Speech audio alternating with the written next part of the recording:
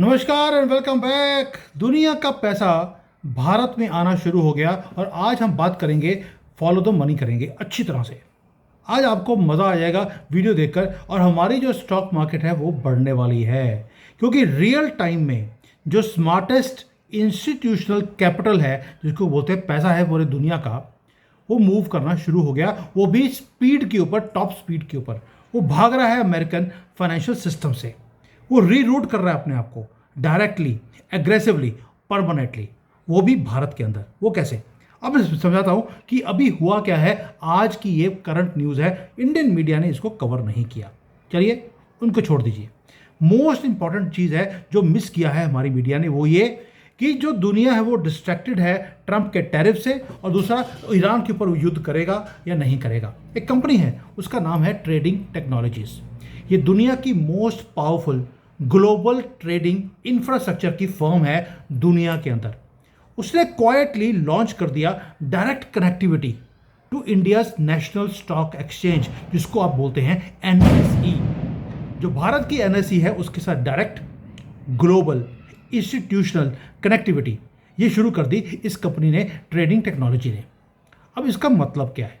इसका मतलब है जो हेज फंड्स हैं जो लंदन में बैठे हैं, जो सॉवरन वेल्थ मैनेजर्स हैं अबू धाबी के अंदर, जो पेंशन के फंड्स हैं, जायंट्स हैं जो लंदन में या फ्रैंकफर्ट में बैठे हुए हैं या न्यूयॉर्क में बैठे हैं, वो प्लग करेंगे अपने कैपिटल की पाइप को हमारे मुंबई के एनएसई के साथ। यानी कि वॉल स्ट्रीट को आपने एंटायरली बाईपास कर दिया।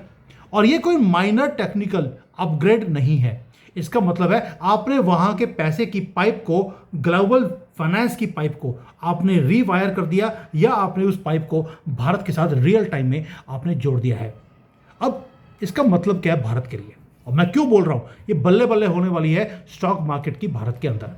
अभी तो आपको लगता है कि यार मार्केट 85 से 82 तक आ गई, अब आगे क्या होगा? अब ये इंक्रीज करेगी अगर कोई युद्ध ना हुआ तो। मैं एक कैवेट लगा दूं, अगर ईरान का युद्ध हो गया तो थोड़ा सा हो सकता है कि मनी का फ्लो रुक जाए, लेकिन अभी तक होता क्या रहा? अभी तक ये था कि जो फॉरेन इंस्टीट्यूशनल मनी था वो भारत में बड़े ही कॉम्प्लेक्स तरीके से स्लोली वो आती थी, और एक एक्सपेंसिव चैनल्स थे जो अमेरिका ने बनाए हुए थे, उसमें से निकल के वो पैसा भारत आता रहा। लेकिन जो डॉलर डोमिनेटेड इंस्ट्रूमेंट्स हैं उसको हमें यूज़ करना पड़ता था, और उसके ऊपर सैंक्शंस थे। वेस्टर्न कंप्लायंसेस को हमें पूरा करते करते हमारी जान निकलती थी हमेशा ही। ये फ्रिक्शन थी जिसके कारण एक सीलिंग था कि इससे ज़्यादा पैसा भारत में नहीं आ सकता। यानी कि जो ग्लोबल कैपिटल, जो ग्लोबल मनी है, अगर वो एक्चुअली इंडियन मार्केट में आने की कोशिश करती थी तो उसके ऊपर सीलिंग वो लगा के रखता था अमेरिका। उस सीलिंग को तोड़ दिया गया है। एनएससी के पास अब डायरेक्ट डेस्टिनेशन बन गया ग्लोबल बिलियंस ऑफ डॉलर्स के, जो वेस्टर्न मार्केट्स में पड़े हुए थे। ये मार्केट्स को हिट किया है और डायरेक्ट क्योस हुआ है because of tariffs of America, जो डोनाल्ड ट्रंप बार बार बोलते हैं 10%, कभी 50%, कभी 20%। उसके कारण जो पॉलिटिकल इंस्टेबिलिटी दुनिया में आ गई है, उसके कारण जो ट्रेड कंसेंसस है मनी का, वो कोलैप्स होना शुरू हो गया। और भारत ने सिर्फ अपने आप को अपग्रेड नहीं किया, हमारे लिए फ्रंट डोर को खोल दिया गया है। और जो ग्लोबल इन्वेस्टर्स हैं, जो क्लास है उनकी, ग्लोबल इन्वेस्टर्स की, उन्होंने फ्लड करना शुरू कर दिया हमारे एनएससी के अंदर। दोस्तों, ये तो हो गया जो ग्लोबल फंड्स हैं वो भारत में आने वाले हैं। ऑलरेडी जब यूरोप के साथ हमने एफटीए किया तभी लगता था कि सारे पैसे भारत में आएंगे, अभी आने शुरू होंगे। अब आपका क्वेश्चन होगा कि यार ये तो जो फॉरेन इन्वेस्टर्स हैं ये आते हैं पैसे कमाकर, ये वापस चले जाते हैं, तो इसका क्या होगा? इसका आंसर मैं दूंगा आपको एंड में। लेकिन अगर हमने ग्लोबल फंड्स को अपने साथ जोड़ा है तो साथ में आता है gulf countries, Saudi Arabia, UAE, Qatar. इनके पास सॉवरन वेल्थ फंड्स हैं जिसको G42 बोलते हैं। इनके पास ट्रिलियंस ऑफ पेट्रो डॉलर्स पड़े हैं जो इनको इन्वेस्ट कर रहे हैं। नाउ दे आर टेरिफाइड कि इनके जो पैसे हैं वो सारे पड़े हैं डॉलर के अंदर। डॉलर वॉलेटाइल है, तो अब इनको एक नॉन डॉलर ट्रेड फ्रेमवर्क चाहिए। इसलिए इन्होंने क्या किया, अब हम डॉलर में डील नहीं करेंगे, ये अपने डॉलर्स को डंप करते जा रहे हैं। रुपी और दरम के अंदर ये अपनी एनर्जी की सेटलमेंट्स कर रहे हैं हमारे साथ, और जो पैसा आ रहा है उसको डायरेक्टली इन्वेस्ट कर रहे हैं भारत के अंदर। कहाँ पर? एआई में, सुपर कंप्यूटिंग में, इवन की स्टॉक मार्केट के अंदर। या भारत का जो इंफ्रास्ट्रक्चर है जिसमें हमें 25 साल 30 साल के लिए पैसे चाहिए, उसके अंदर ही इन्वेस्ट कर रहे हैं, और हम इनको 10% से लेकर 12% की रिटर्न दे रहे हैं सारे सऊदी अरेबिया वाले या मिडिल ईस्ट के लोगों को। जो ट्रंप के टैरिफ्स हैं उस केओस के अंदर जो ये टाइमलाइन है, जो पैसा कि भारत में आना था, जो अगले 5 साल में आना है, वो 1 साल में अब भारत में आने की वो वेट कर रहा है। हमने ऑलरेडी पाइपों को जोड़ दिया है। नाउ दुनिया क्या बोल रही है कि जब वॉशिंगटन पूरे के पूरे जो ग्लोबल सिस्टम्स है उसको ओवरनाइट एक ट्वीट से वो डिस्टर्ब कर सकते हैं, तो यार डॉलर में हमें अपनी एसेट्स को रखने की ज़रूरत क्या है। इसलिए गल्फ का पैसा, जो यूरोप है, यूरोप का जो पेंशन फंड है, वो सारा अब भारत में मूव होना शुरू हो गया। एक तो हम हाई रिटर्न दे रहे हैं, दूसरा हमने प्रॉमिस किया कि अगले 25 साल तक अगर आप इन्वेस्टेड रहेंगे आपको रिटर्न आती रहेगी। इसलिए ये पैसे ने मूव करना शुरू कर दिया और मेजर चंक वो मूव कर रहा है towards Indian energy infrastructure, Indian manufacturing, Indian financial market.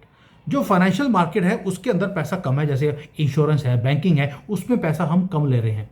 लेकिन मेजर आ रहा है जो हम एनर्जी का इंफ्रास्ट्रक्चर है, जो हम अपने रोड्स हैं, एयरपोर्ट्स हैं, उसमें जो पैसा लगा रहे हैं उसमें पैसा फंड हो रहा है, ये सारे के सारे इंटरनेशनल कंपनीज की तरफ से। और कहाँ पर? हमारी स्टॉक एक्सचेंज में। यानी कि भारत एक सेफ हार्बर बनता जा रहा है दुनिया के फंड्स के लिए। जो पहले अमेरिका एक सेफ हेवन था, उसकी बजाय अब वो भारत में आ रहे हैं, क्योंकि लॉन्ग टर्म प्रोस्पेक्ट है, ऑलरेडी हमारी इकोनॉमी राइज कर रही है। नाउ कुछ चीज़ें हैं जो आपको प्राउड फील होनी करेंगी। जो नेशनल स्टॉक एक्सचेंज है उसके ट्रेडिंग वॉल्यूम्स अब बढ़ने वाले हैं बिकॉज ऑफ फॉरेन इंस्टीट्यूशंस। जब वो यहाँ पर अपना बिलियंस ऑफ डॉलर्स लेकर आएंगे, वो यहाँ पर इन्वेस्ट करेंगे, उसके कारण क्या होगा? हमारी स्टॉक एक्सचेंज बढ़ने वाली है। इसमें कोई रॉकेट साइंस नहीं है। नाउ आपको लगेगा कि यार हम बड़े लकी हैं, यहाँ तक पहुँच गए। दोस्तों, हम लकी नहीं है, हमने अपने आप को रेडी किया है इस लेवल तक पहुँचने के लिए। पहले हमने किया, अपना डिजिटल पब्लिक इंफ्रास्ट्रक्चर को हमने क्रिएट किया जो कि सेफ था। 5-6 सालों से लोग देख रहे हैं कि यूपीआई का पेमेंट सिस्टम बिल्कुल सेफ है। पूरी दुनिया ने हमारे साथ अलाइन करना शुरू कर दिया। जो रेगुलेटरी एक फ्रेमवर्क था जिसको पहले बहुत साल लगते थे उसको इम्प्लीमेंट करने के लिए, उसको हमने इम्प्लीमेंट किया है। और ये जो फाउंडेशन है जब हमने क्रिएट कर ली, उसके बाद जो ग्लोबल कैपिटल है उसने लैंड करना शुरू कर दिया हमारे कंट्री में। यानी कि हमने पहले रनवे को बनाया, उसके बाद दुनिया के जो प्लेन्स है हमारे रनवे के ऊपर अब लैंड कर रहे हैं। नाउ जो रिटेल इन्वेस्टर्स हैं भारत के अंदर, उन्हें एक चीज़ समझनी पड़ेगी आपको कि जो मनी फ्लो कर रहा है एनएससी के अंदर, ये टूरिस्ट मनी नहीं है। यानी कि ये आएंगे प्रॉफिट कमा के, ये बाहर नहीं जाएंगे। मैंने पहले बोला था, आपको एंड में बताऊंगा। ये स्पेकुलेटिव मनी नहीं है जिसको हम हॉट मनी बोलते हैं, जो क्विक ट्रेड करके बाहर निकल जाएंगे। ये स्ट्रक्चरल कैपिटल है। स्ट्रक्चरल कैपिटल का मतलब होता है ये लॉन्ग टर्म इंस्टीट्यूशनल पोजीशनिंग वाला पैसा है। ग्लोबल फंड्स कभी भी जल्दी से किसी कंट्री में नहीं जाते। क्यों बोल रहा हूँ? उसका रीज़न है, पहले ये गए थे साउथ कोरिया में 70s में, 80s में, फिर 20 साल वहाँ रहे, लॉन्ग टर्म पैसा कमाया। उसके बाद चले गए चाइना में 2000 से लेकर 2025 तक, ये वहाँ रहे 20-25 साल के लिए। अब वो जो सारा काम था, अब इन्होंने अपने पोर्टफोलियो की एलोकेशन कर दी है भारत में अगले 20-25 साल के लिए। मोदी जी का विजन क्या है? 2047। इन्होंने अपने आप को अलाइन करना शुरू कर दिया, क्योंकि चाइना का भी 20 साल पहले यही था कि हमने 20 साल में एक सुपर पावर बनना है। अब वही नारा मोदी जी दे रहे हैं, इसलिए ये सारे काम अभी हो रहे हैं। They are repositioning. ये लॉन्ग टर्म इंस्टीट्यूशनल पोजिशनिंग है। ये ग्लोबल फंड्स जल्दी से बाहर नहीं जाएंगे, इसलिए आपको चिंता करने की जरूरत नहीं है। ग्लोबल फाइनेंशियल शॉक वेव्स अब भारत को हिट नहीं करेगा। अब ये भारत के साथ मिलकर ये ग्रेटेस्ट कैपिटल अपॉर्चुनिटी क्रिएट करने वाले हैं 21st सेंचुरी में भारत के लिए। और गेम अभी शुरू हुआ है। आपको एक दिन, मैं पहले बोला था, दोबारा बोलता हूँ, आपको एक दिन डोनाल्ड ट्रंप को थैंक यू ट्रंप बोलना पड़ेगा, क्योंकि ट्रंप की जो ये क्योस है जो पूरे दुनिया में क्रिएट किया है, उसने एक पैनिक क्रिएट कर दिया। और ये जो सारा पैसा है, इसलिए कहीं मूव तो कहीं होना था। चाइना में जा नहीं सकते, अपने कंट्रीज में इनके पास अपॉर्चुनिटी नहीं है, ऑलरेडी स्टैग्नेंट है या माइनस में जा रही है इनकी इकोनॉमीज। कहाँ जाएंगे?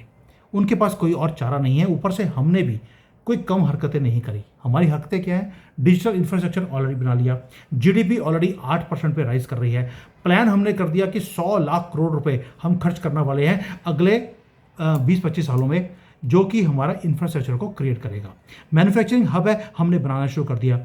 हमने इवन की ट्रेड रूट्स को, नए ट्रेड रूट्स को बनाना शुरू कर दिया, जो कि ईस्ट है, वेस्ट है, नॉर्थ है, साउथ है, सब जगह पे हमारे ट्रेड रूट्स बनते जा रहे हैं। इसके लिए पैसा चाहिए, और पैसा वहाँ पे पार्क पड़ा है। उनको ये नहीं पता कि हमें अपने पैसे को करें क्या।